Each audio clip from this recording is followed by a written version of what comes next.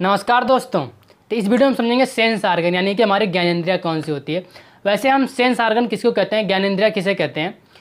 तो हमारे शरीर के ऐसे अंग जो हमारे बाहरी वातावरण का ज्ञान कराते हैं, हमारे शरीर के ऐसे अंग जो बाहरी वातावरण का ज्ञान कराते हैं उन्हें हम ज्ञानेंद्रिया या फिर सेंस आर्गन कहते हैं। ठीक है, सेंस आर्गन जैसे कि त्वचा हो गया, हमारा आँख हो गया, कान हो गया, नाक हो गया, जीभ हो गया, ये सब हमारे सेंस आर्गन है।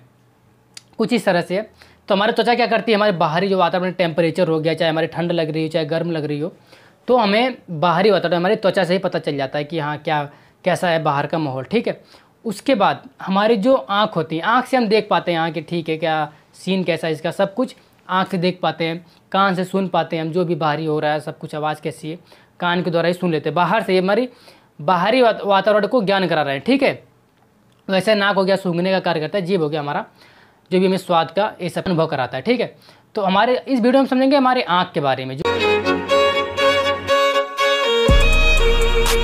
आँख होती है वह कैसी होती है, उनमें क्या क्या किन किन चीज़ों की वजह से हम सही से देख पाते हैं। तो आइए इस वीडियो में देखते हैं हम आँख के बारे में। तो हमारी आँख की स्ट्रक्चर कुछ इस तरह से है। तो देखते हैं हमारे जो भी हम देखते हैं, सबसे पहले जो भी हम देखते हैं, ठीक है, जो भी हम देख रहे हैं, चाहे जो भी हम देख रहे हैं, ठीक है, तो वह सबसे पहले कॉर्निया पड़ता है। कॉर्निया यानी स्वच्छ मंडल जिसे हम कहते हैं, बाहरी वातावरण, सबसे पहले यह कॉर्निया में पड़ता है। कॉर्निया पे यानी बाहर वाले भाग को हम कॉर्निया कहते हैं। ये आप स्ट्रक्चर में देख लीजिए, सबसे पहले कॉर्निया पड़ता है, उसके बाद यह जो भी प्रकाश होता है वैसे उसे जो भी हमें उजाला देखते हैं, जब कुछ भी देखें वह कॉर्निया सबसे पहले पड़ेगा, उसके बाद वह अंदर जाएगा, अंदर लेंस के माध्यम से वह रेटिना पे जाएगा। ठीक है, रेटिना पे जाएगा, जो भी होता है रेटिना पे जाएगा। तो रेटिना क्या होता है?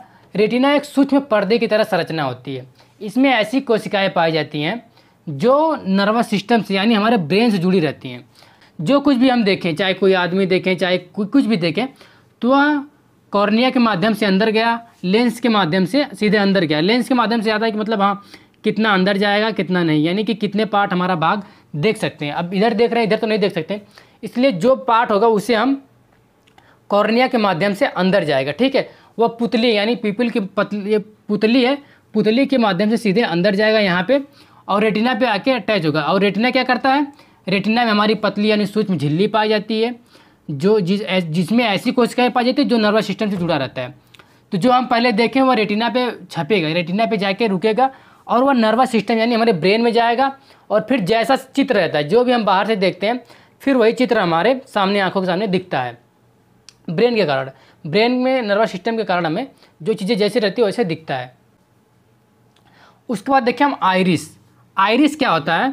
तो आइरिस हमारे शरीर, हमारे आँख का ऐसा भाग होता है जब हम कभी उजाले में यानी कभी धूप में, हम धूप में रहते हैं तो आइरिस हमारे आँख की पुतली को छोटा कर देता है। और जब हम अंधेरे में होते हैं, अंधेरे में होते हैं तो हमारी आँख की जो पुतली होती है काफ़ी बड़ा कर देता है, वह आइरिस के कारण होता है। ठीक है, क्योंकि अगर आप अंधेरे में रहोगे तो ज़्यादा प्रकाश की ज़रूरत होगी, तो उस समय आइरिस मदद करता है। लेकिन अगर आप बहुत धूप में हो तो हमारी जो आँख की पुतली होती है वह छोटी हो जाती है, जिससे हमें कम प्रकाश आ सके हमारी आँखों को। तो इतना आप समझें। तो ये हो गए हमारे कुछ पार्ट। लेकिन अगर आँखों की कई बीमारियाँ हो जाती हैं, आँखों में किसी भी प्रकार का, अगर चाहे रेटिना हमारा ख़राब हो जाए, रेटिना चाहे ख़राब हो जाए, अधिकतर रेटिना के कारण बीमारी होती है आँख की, अधिकतर रेटिना के कारण बीमारी होती है। जैसे मोतियाबिंद हो गया, हमें कम दिखना हो गया, धुंधला दिखना हो गया, तो कुछ इसी प्रकार से होता है। जैसे हमें पास की वस्तुएं नहीं दिखती, जैसे हमें 3 प्रकार की बीमारी होती हैं। इसको मिटा रहा हूँ, ठीक है। 3 प्रकार की बीमारी होती है, जैसे कि एक निकट दृष्टि दोष, निकट दृष्टि दोष, और एक हो गया दूर दृष्टि दोष।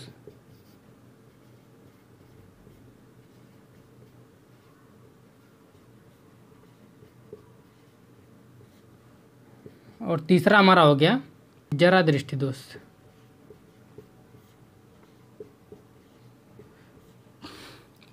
निकट दृष्टि दोष यानी निकट दृष्टि दोष क्या होता है? तो हमें पास की चीज़ क्लियर दिखेगी, यानी कि हमारे जो भी पास है, पास की चीज़ है वो साफ सुथरा दिखेगी, साफ दिखेगी। लेकिन दूर की चीज़ हमें क्लियर नहीं दिखेगी। निकट दृष्टि दोष में क्या होता है? पास की चीज़ सही से दिखती है, पास की चीज़ सही से दिखती है,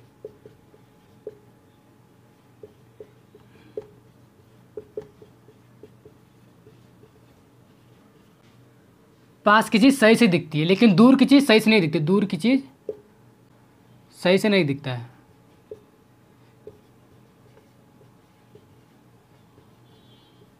दूर सही से नहीं दिखता है, ठीक है। लेकिन दूर दृष्टि दोष में क्या होता है, हमें दूर दृष्टि में पास की चीज़ें तो साफ नहीं दिखाई देती, लेकिन दूर की चीज़ें स्पष्ट दिखाई देती है। यानी कि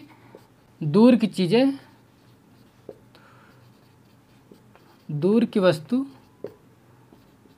अस्पष्ट दिखाई देती है, ठीक है, स्पष्ट दिखाई देती है, लेकिन पास की चीज़ें स्पष्ट नहीं दिखाई देती।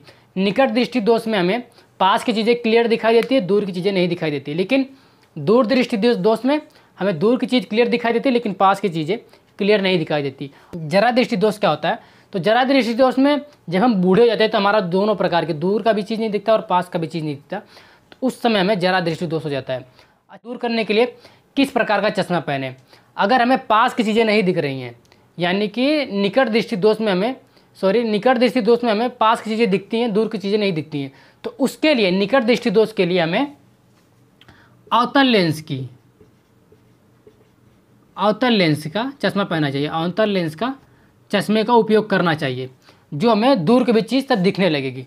लेकिन अगर दूर दृष्टि दोष है, अगर हमें पास की चीज़ें क्लियर नहीं दिख रही हैं, लेकिन दूर की चीज़ें हमें क्लियर दिख रही हैं, स्पष्ट दिख रही हैं, तो उस समय दूर दृष्टि दोष में, अगर दूर दृष्टि दोष है यानी कि दूर की चीज़ें हमें साफ दिखाई दे रही हैं और नज़दीक की चीज़ें साफ नहीं दिखाई दे, तो उस समय में उत्तल लेंस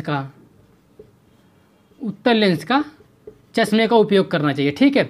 और जरा दृष्टि दोष में तो दोनों प्रकार का लेंस का उपयोग करना चाहिए। जरा दृष्टि दोष में अवतल और उत्तल, ठीक है, दोनों प्रकार के लेंस के चश्मों का उपयोग करना चाहिए, ठीक है। आप चाहें तो मृत्यु के बाद अपनी आंखें दान भी कर सकते हैं।